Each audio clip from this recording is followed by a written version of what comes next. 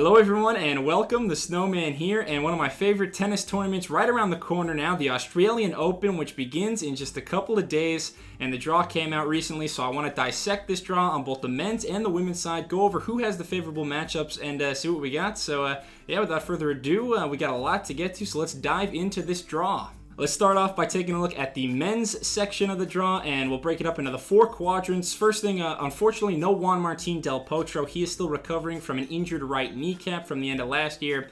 So no Del Po. He's really the only big star player that's out, though. And as we look at quadrant number one, this is the Novak Djokovic section, and you'll see him at the top. Can't be overstated how good the Joker had a season last year, 2018, winning 4 big titles at Wimbledon, Cincinnati, the US Open, and Shanghai. He's the favorite of this competition, but he could be facing a very tricky second-round opponent in Jo-Wilfried Tsonga, and those two met 11 years ago back in the 2008 Australian Open final, back when Joker was only 20 and Tsonga was 22. So that'll be a lot of fun if that happens. That could be difficult for the Joker. Also, he stole the headlines last year, but Kei Nishikori, who is at the bottom of this section, had an incredible comeback from injury last year as well. He started off 2018 playing in challenger events, scrapping for anything he could, any form, any kind of wins, but the last couple of months he absolutely had top 10 form. Nishikori already won a title this year in Brisbane as well, so he's hot.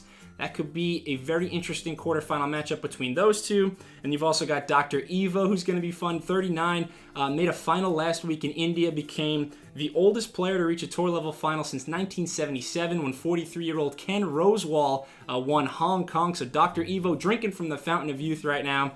But definitely Novak Djokovic, the favorite in this opening quadrant. Quadrant 2 of the men's draw is the Sasha Zverev section. He's at the top there. Of course, he'll be the one to look at in this section. But my eyes go straight to the popcorn matchup, the first round clash that will make tennis fans' mouths salivate, and that is Milos Raonic against Nick Kyrgios. For Raonic, we know that the usually frail Canadian had 3 walkover defeats last season. If he can stay healthy, though, he's always a threat to provide a big upset. I remember watching him in Cincinnati against Djokovic last season, and he really gave Joker a big run for his money, was serving easily into the low 140s that match. I think this year he can ramp that up even more, get into the 150s if he really puts all of his might into it. And then you have the always enigmatic and stimulating Nick Kyrgios on the other side. What will he do? In terms of talent, that match is almost like a quarterfinal event.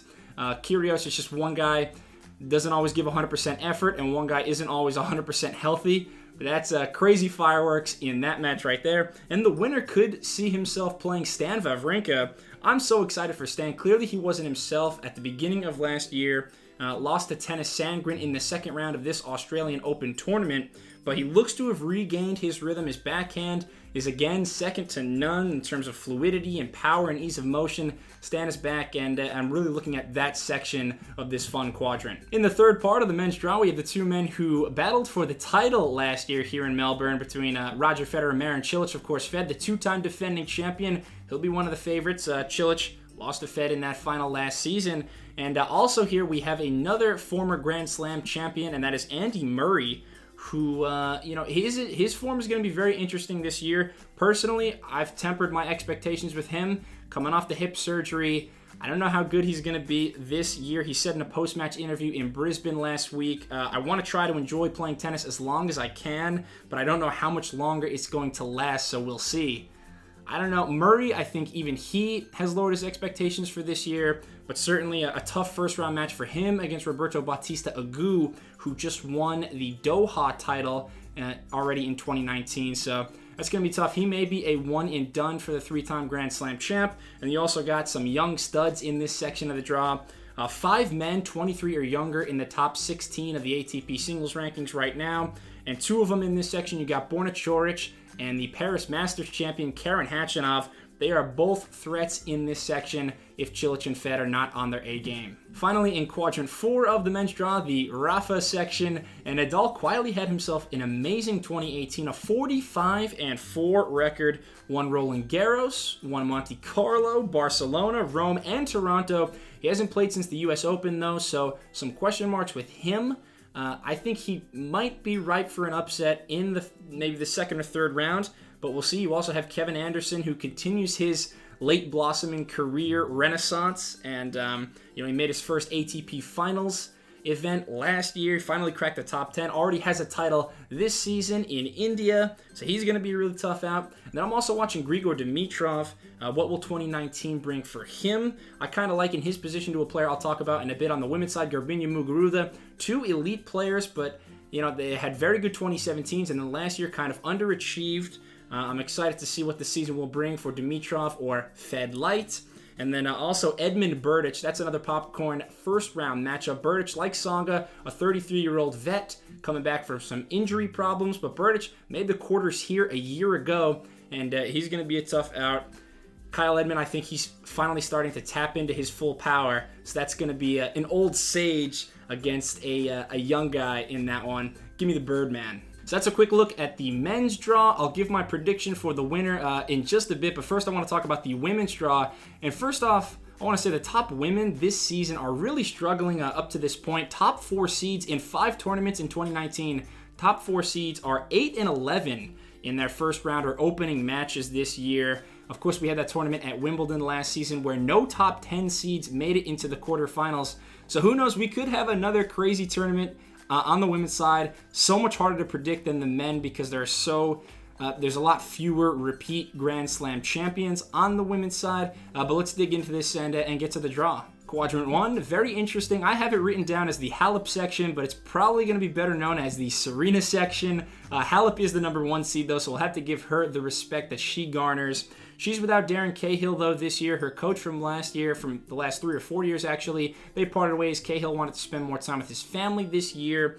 So how will she do? I kind of put her in the same boat as Caroline Wozniacki. They're each in the top 10 in terms of betting odds to win this, but I think they got to prove it. Halep hasn't played. She didn't play the tail end of 2018. So what's she going to look like? And you also have Serena, hasn't played in a tournament in 2019 yet, only played in 7 tourneys in 2018, but Serena was so good in so few tournaments last year.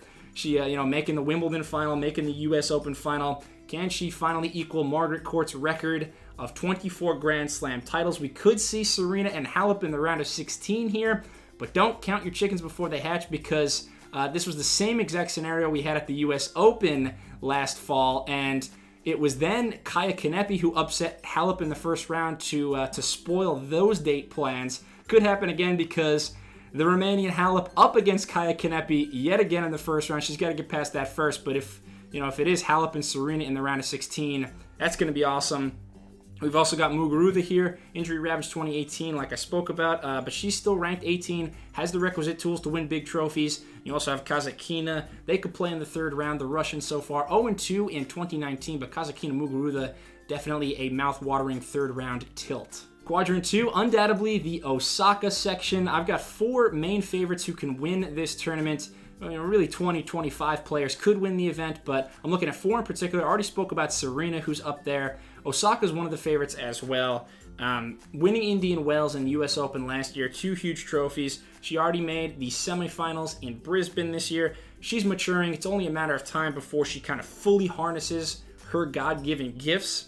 And 21 years old, went from ranked 68 to 4 over the course of last season. So she's coming into her own skill set. Naomi may have to play, though, 2-time Aussie Open champ Victoria Azarenka in the third round. This will be Vika's first Aussie Open since 2016. Third round match also could be against Shea Su Wei, who has a knack for upsetting big players at the Grand Slams. Both of those two would have a real puncher's chance against Osaka. We also have 23-year-old Madison Keys in this section, but I think it's the year of Elina Svitolina.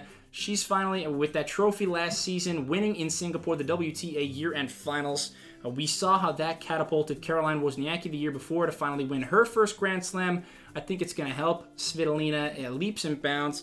She's always had the athleticism and the consistency. Now she has the confidence to go with it. Svitolina, I don't know if she's going to win this tournament, but she is on the come up soon, and she's one of the elite players in the game right now. Lots to talk about with quadrant number 3, the Caroline Wozniacki section. Probably the most fun part of the draw on either the men's or the women's side. You do have Wozniacki, the defending champion here down under, but she came out, of course, last season and said she'd been diagnosed with rheumatoid arthritis. So, she's had that autoimmune disease causing her a lot of joint pain and problems with mobility. And And we saw that over the back half of last year. Lost in the second round of Wimbledon and the U.S. Open.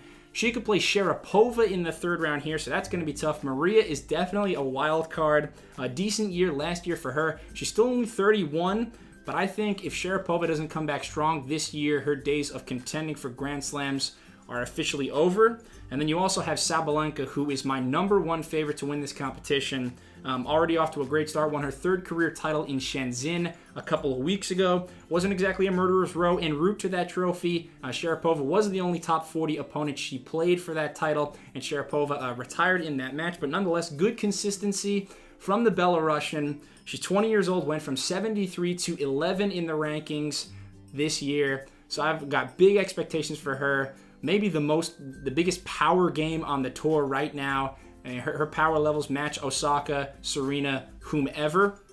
So I think Sabalenka, big things are coming for her. And you also have Kvitova, Ostapenko, and Ash Barty in this quarter. I mean, it's loaded. And we also have my deep dark horse pick for this competition, Belinda Bencic, who's still only 21. It feels like she's been around forever because she made the quarterfinals of the U.S. Open as just a 17-year-old a few years back. She played in a lot of small tourneys last season to get her ranking up, and she knocked off Venus Williams in the first round of the Australian Open last year. Bencic is my dark horse, but Quadrant 3, I think there's the most things going on in this section. We'll wrap things up with Quadrant 4 here in the women's draw, the Angelique Kerber section, and Kerber, now a 3-time Grand Slam champion. She'll be a favorite. I just don't know how motivated she's going to be to win this. We know she's really focused this year on the French Open. She has been open about how badly she wants this career Grand Slam, now having the other 3 major titles in her pocket. So we'll see. I also really like Sloane Stephens' chances. I just think the draw, she is the #1 biggest winner of this draw. It looks really good for her. The only thing is, Sloane has been so up and down the last 6 majors. The last 6 majors she's played, 3 first-round exits, a couple of them at Wimbledon, another one here at the Australian Open last year, and then she's also won a U.S. Open, made a French Open final, made the quarterfinals of the U.S. Open. So she has been completely up and down in her Grand Slam form. I think Stephens has a great opportunity here, though, to make the semifinals. That's what I predict. And, you also have Kiki Bertens here, so that gives you 3 players from the WTA year-end finals in this section of the draw. And don't sleep on Donna Vekic. She just might upset Kerber in the round of 16 or in the third round. She made the round of 16 at Wimbledon last year. She's a very good young player. All right, that'll just about do it. My predictions real quick on the men's side. I'm going Novak Djokovic over Roger Federer for the Australian Open title. And on the women's side, give me a fresh face. A new Grand Slam champion will be crowned. Arina Sabalenka, the 20-year-old Belarusian, will defeat the ageless wonder Serena Williams. Don't worry, Serena, though. I feel like you're going to get Wimbledon this year.